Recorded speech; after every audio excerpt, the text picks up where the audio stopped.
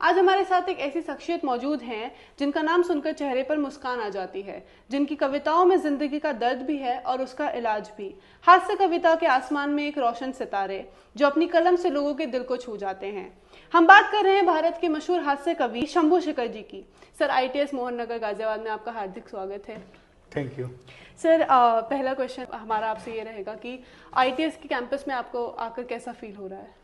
जी, बहुत ही अच्छा। और एक तो यहाँ का जो इन्वायरमेंट है वो बहुत एकदम जैसा ना वार्म वेलकम टाइप का, ऐसा फुल एनर्जी से भरा हुआ है। और जहाँ पर भी यूथ रहता है, जहाँ पर भी कुछ क्रिएटिविटी होती है, जहाँ पर खासकर स्टूडेंट्स इकट्ठे होते हैं ना, तो वहाँ पे हमेशा ही माहौल बहुत अच्छा रहता है। और यहाँ पर भी खासकर मैं जब आया कैंपस के अंदर, तो आपने प्रोग्राम कितनी तैयारी कर रखी है, बहुत सारे पोस्टर अलग अलग जगह मैंने लगे हुए देखे, ग्रीनरी काफ़ी है कैंपस के अंदर, तो अच्छा लगा। सर, अभी आप एक इवेंट भी होस्ट करने वाले हैं, तो जी। आज का इवेंट शुरू होने से पहले आपकी एक्साइटमेंट और हमारे ITS के स्टूडेंट्स की एक्साइटमेंट है, इससे आप क्या फील कर रहे हैं? ऐसी कौन सी याद होगी जो आप यहाँ से लेके जाना चाहते हैं? हाँ, मैं लगभग 500 से ज़्यादा इंस्टीट्यूट्स में प्रोग्राम कर चुका हूँ। देश के तमाम IIT में, IIM में, हर जगह पे, निफ्ट में, सभी जगह जा चुका हूँ लगभग। लेकिन कुछ चीज़ें ऐसी होती है जो खास होती है, जो कुछ चीज़ें आपकी याद में रहती है। तो मैं चाहूँगा कि आज मेरी प्रस्तुति ऐसी हो, मैं कुछ ऐसा करूँ कि ITS मोहन नगर गाजियाबाद के स्टूडेंट ही नहीं, बल्कि यहाँ की फैकल्टी भी और मैं खुद भी यहाँ से खुश होकर के जाऊँ। और लोगों को हंसाना मेरा काम है, तो अगर वो खुश होंगे तो मुझे बहुत अच्छा लगेगा। अब हम आपके कॉलेज लाइफ के बारे में बात करते हैं। जी। आपका कॉलेज का जो समय था वो कैसे गया? बहुत ही अच्छा। मतलब मुझे ऐसा लगता है कि सबसे बेस्ट टाइम होता है लाइफ का आपका कॉलेज का टाइम। कई लोग कहते हैं कि स्कूल का टाइम होता है। स्कूल का टाइम क्या होता है ना कि उस टाइम पे आपको समझ भी नहीं होती है, और आप एक तरह से स्कूल जाते आते हैं तो आपको टेंशन बहुत होती ही नहीं।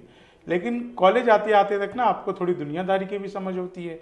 आपका जो एज होता है वो एक तरह से उस टाइम पे ट्रांजिट फेज में होता है, जहाँ पर आपको दुनिया की नई चीज़ें देखने को मिलती है, और आपके भीतर का स्कूल भी नहीं छूट रहा होता है, और आपके भीतर कॉलेज जो है वो एक बहुत बड़ा कैनवास देता है आपको। तो मुझे सबसे बेस्ट टाइम अब तक का अपने जीवन का, जो मैंने अपने कॉलेज लाइफ में 5 साल बिताए, 3 साल ग्रेजुएशन में, 2 साल MA में, वो मुझे सबसे बेस्ट लगता है। और मुझे अब तो सोशल मीडिया हो गया तो सब लोग जुड़े हुए हैं, बहुत लोग जुड़े हुए हैं। और मैं आपको बताऊं, मैं जो अपने कॉलेज टाइम पे करता था वो मैं अब कर पा रहा हूं। मतलब मैं कॉलेज टाइम पर भी लोगों को हंसाता था, कविताएं सुनाता था, पोएट्री कंपटीशन में जाता था। अब तो कंपटीशन नहीं रहा, लेकिन अभी भी वही सब कुछ वैसा ही है।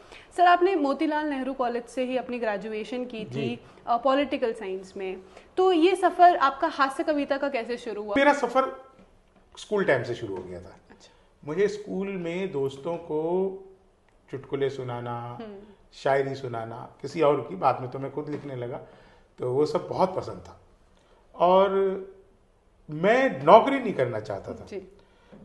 मैं 8th स्टैंडर्ड 9th स्टैंडर्ड में था, तब मैंने सोच लिया था कि मुझे जॉब नहीं करनी।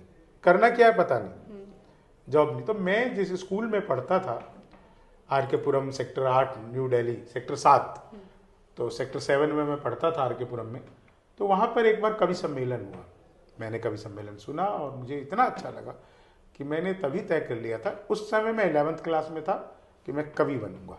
सर, आपकी कॉलेज लाइफ का कोई ऐसा यादगार पल जो अभी भी आपके साथ जुड़ा हो, जो आप मानते हैं कि इसने मेरा फ्यूचर बहुत ज़्यादा शेप करा है? देखिए, किसी एक इवेंट को तो नहीं ऐसा मैं पॉइंट आउट कर सकता कि ये ऐसा कुछ इवेंट है, लेकिन हमारे जो टीचर थे ना वो बहुत अच्छे थे, सारे टीचर, और वो हमें बहुत सपोर्टिव थे। एक्चुअली ग्रूमिंग पीरियड था वो, तो उस टाइम से लेकर के और अभी तक, मैं अभी भी अपने कॉलेज में जाता हूँ, जब भी कभी अलुमनाई मीट होता है, बहुत अच्छा लगता है, लोग मिलते हैं, दोस्त मिलते हैं।